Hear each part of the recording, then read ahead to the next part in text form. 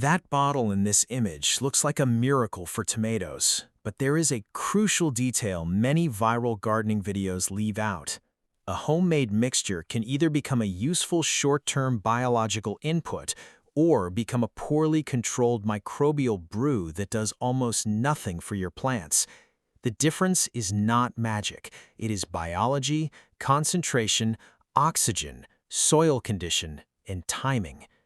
Today, we are going to break down exactly what this recipe is trying to accomplish, what each ingredient actually does, how to prepare it more safely, how to apply it around tomato plants, and how to recognize when the mixture is helping versus hurting.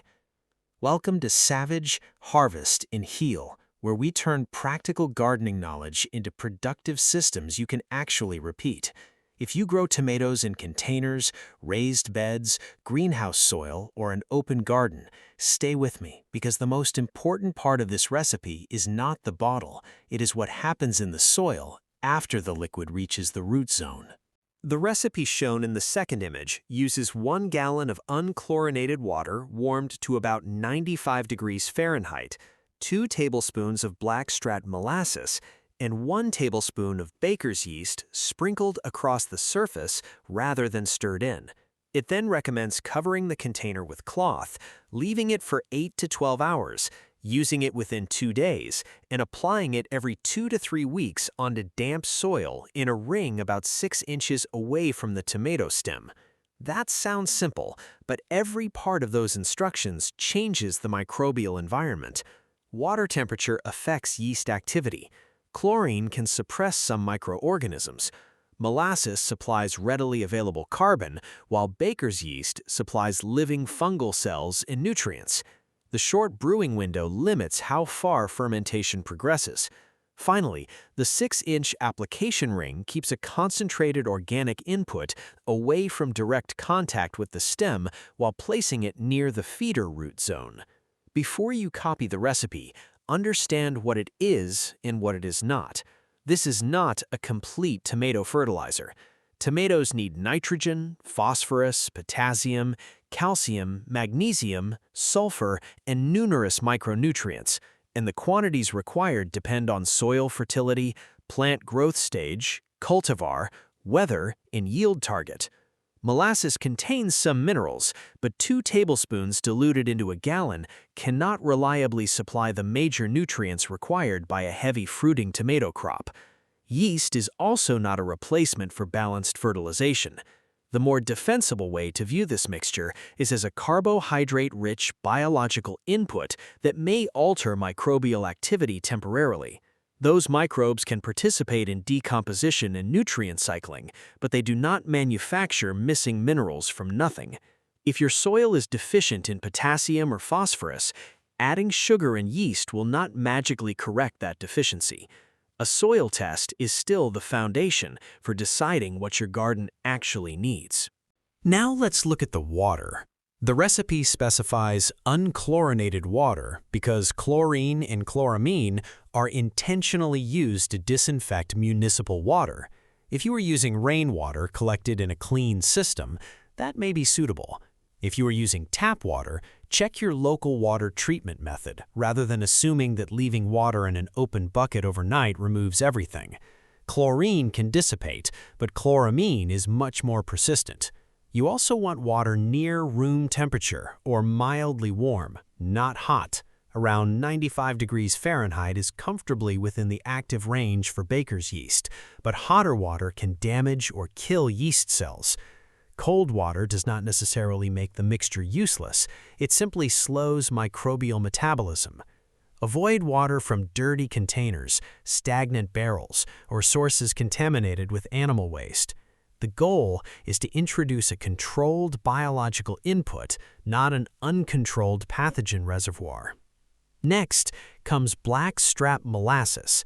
Chemically, molasses is mostly a concentrated carbohydrate source with smaller amounts of minerals such as potassium, calcium, magnesium, and iron. In this recipe, its most important role is providing readily available carbon.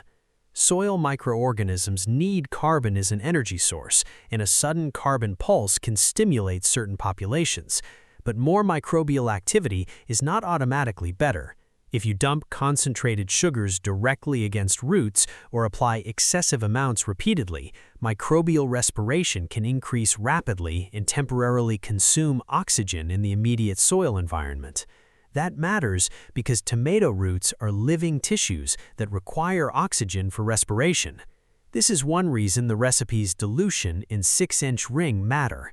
Apply the finished liquid to moist, well-drained soil rather than saturated clay or standing water. You want infiltration through the root zone, not a sticky anaerobic pocket around the crown. The yeast adds another biological component.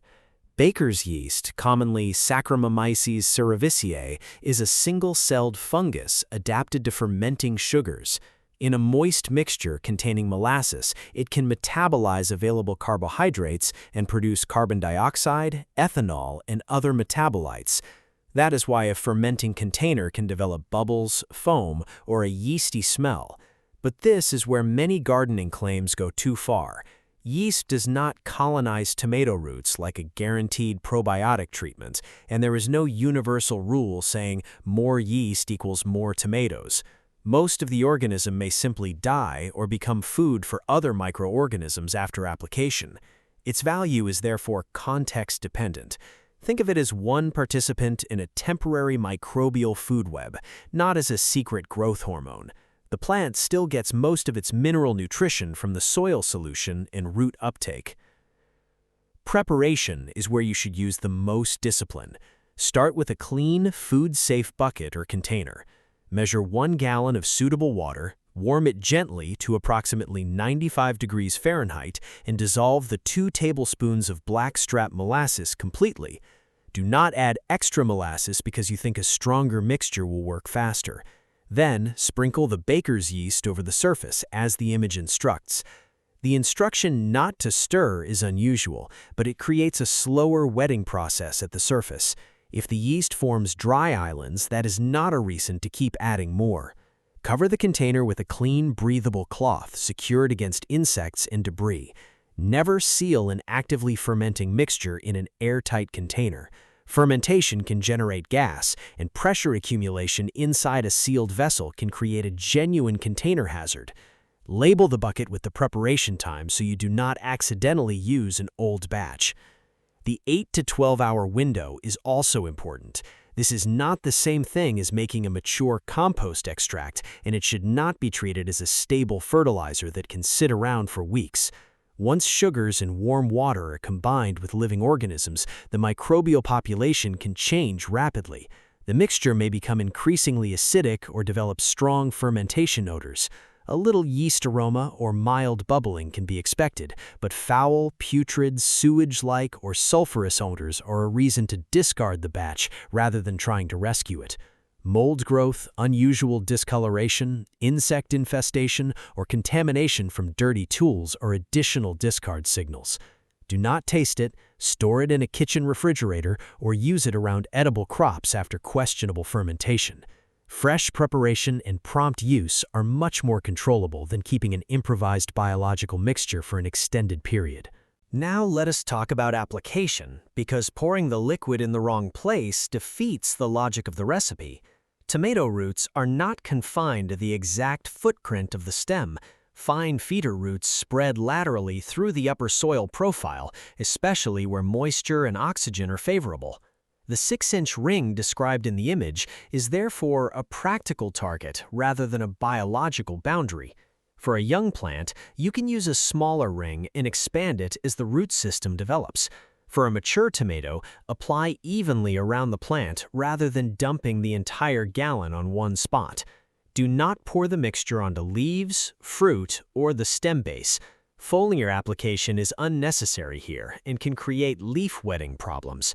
Apply to damp soil because moisture helps distribute the solution and reduces the chance of a concentrated sugar pocket. Afterward, normal irrigation can help move soluble compounds into the upper root zone without flooding the bed. Timing matters just as much as placement. Applying every 2 to 3 weeks, as shown in the recipe, should not be interpreted as a command that every tomato automatically needs this treatment on a fixed calendar. Soil texture, rainfall, irrigation frequency, organic matter, and fertilizer inputs all change the response. If your garden is already rich in compost and biologically active organic matter, the effect may be negligible. If your soil is compacted, waterlogged, saline, or severely nutrient deficient, a yeast and molasses mixture is not the primary correction. For high-yield production, use plant development as a decision signal. Early vegetative growth, flowering, fruit set, and heavy fruit filling create different nutrient demands. A soil test, leaf symptoms, growth rate, and irrigation data are more reliable indicators than a viral promise that one homemade bottle guarantees abundant harvests. There's another important distinction between microbial stimulation and plant nutrition. When you add an easily decomposable carbon source, microorganisms may multiply or become more active if other conditions are favorable. During that activity, they can temporarily immobilize certain nutrients, meaning nutrients become incorporated into microbial biomass rather than remaining immediately available in the soil solution. Later, as those organisms die and decompose, nutrients can be released again. This is part of normal nutrient cycling. However, the timing may not match a tomato's demand for potassium during fruit development or nitrogen during vegetative expansion.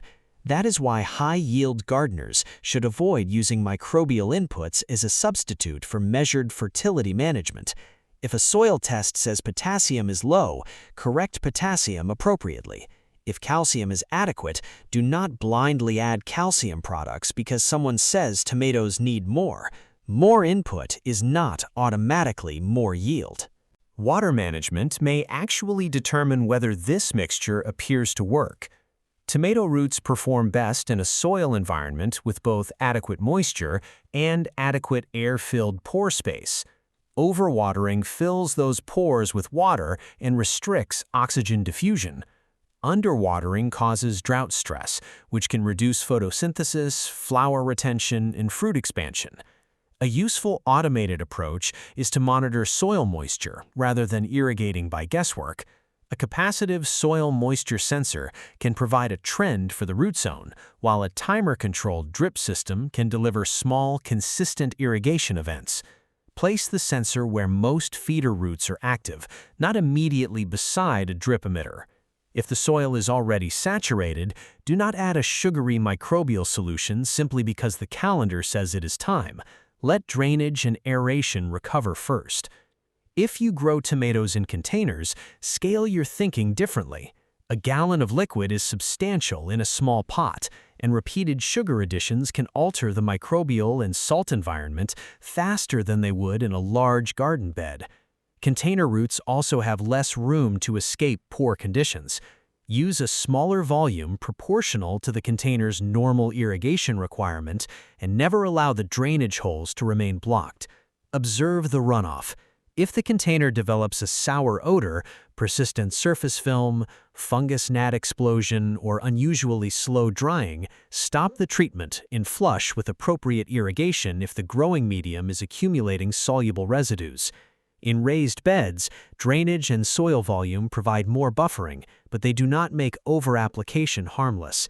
The best biological input is the smallest amount that produces a useful response without destabilizing the root environment. Troubleshooting begins with the plant, not the bottle. If leaves are pale uniformly across older foliage, consider nitrogen deficiency, but verify with soil testing and overall plant growth before adding fertilizer. If older leaf margins develop scorching or the plant has poor fruit development, investigate potassium status, salinity, irrigation consistency, and root health. If young leaves are distorted, look at pH, calcium availability, pests, and micronutrients. If blossom end rot appears, do not automatically conclude that the soil lacks calcium. Blossom end rot is strongly associated with inconsistent calcium delivery to developing fruit, often driven by uneven soil moisture, excessive salinity, root damage, or rapid vegetative growth. A yeast mixture does not directly solve those causes. Likewise, yellowing leaves near the bottom of a tomato can result from normal aging, disease, nitrogen shortage, or excessive moisture.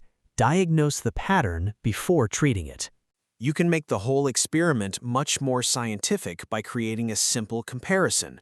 Choose two groups of similar tomato plants growing in the same soil under the same irrigation and light conditions.